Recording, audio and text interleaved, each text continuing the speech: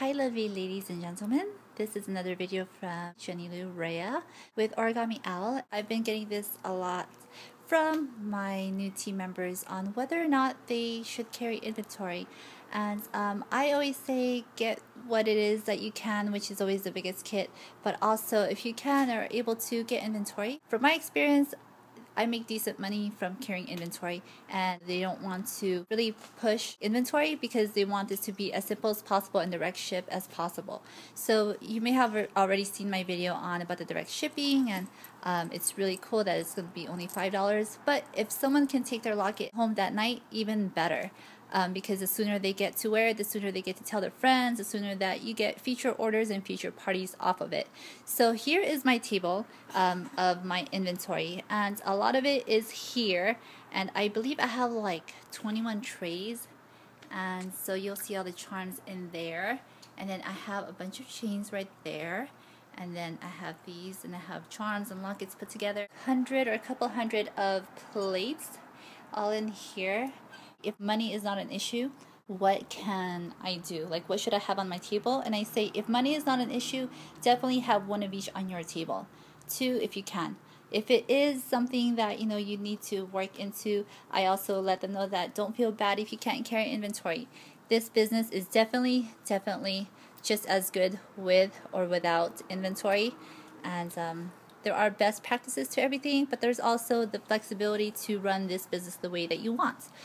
What about those people that can't carry inventory? I just tell them, if you can't carry so much, here's what you can do. This one is plain right here, and this gold one comes with crystal hanging right over here, so you can see that. What I would recommend is you get one of these lockets with the crystals on there, and then if someone's asking, how does it look like without the crystals, you simply turn it over and you can say that's how it looks like. So, you don't have to have one of each locket. I do suggest that if you can, try to get a locket that has the crystals on there, because you can show them what it looks like without crystals. Another thing about inventory is that, there's 26 letters in the alphabet, and I have all the letters available here, and some are in this box right here that just came in. So to fill all that up, like the A, B's, and the C's right there, those sell a lot. So what I tell them is, if you can't have the full alphabet, then just go ahead and get a few, because the charms range definitely by size. Like, the letters are pretty big, and then when you look at the birthstones, they're quite small.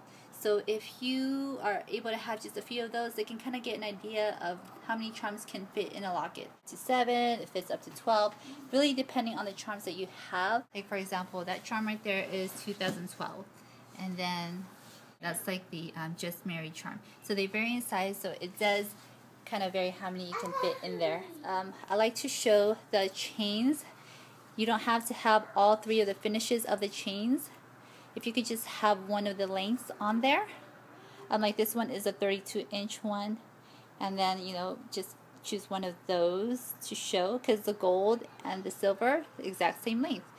And then I have a sampling. This is the flat oval large one, and then I also have the one that's shorter.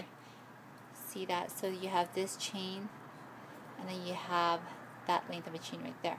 So just some things, you can definitely, like I said, live without having all of them. If money is not an issue, definitely try to get one of each.